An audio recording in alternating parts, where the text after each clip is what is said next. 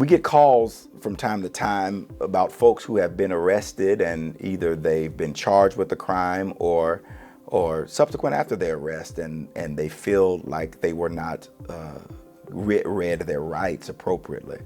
There is a case, Miranda v. Arizona, actually from here, that set out a framework, a constitutional framework regarding the rights that a person has.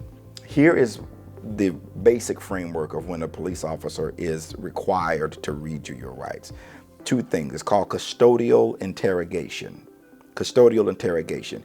If you are in custody, that means if you reasonably feel like you are not free to leave, or they have indicated to you that you are not free to leave, and the police officer wants to interrogate you, ask you questions specifically about the charges that you are, or the matter for which you are being arrested for, then under the Constitution, they are required to read you your Miranda rights. Again, there has to be two things: custodial interrogation. You have to reasonably feel like you're not free to leave, or being told that you aren't free to leave. Let me give an example of what not free to leave look like. You're in handcuffs. You're in the back of a police car. You've been hauled downtown to the police station. The police officer has told you, you're not going anywhere. Sit down on the side of this curb until I'm done with you. You're backed in, and they back their car behind you, and you can't get in your car and leave. There are a number of factors that if a Miranda was ever challenged, that a court would look at. Did this person reasonably believe that they weren't free to leave?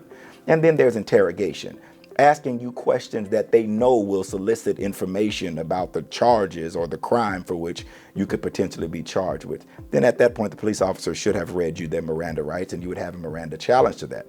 A successful Miranda challenge would result in whatever those statements are that you gave to that police officer being excluded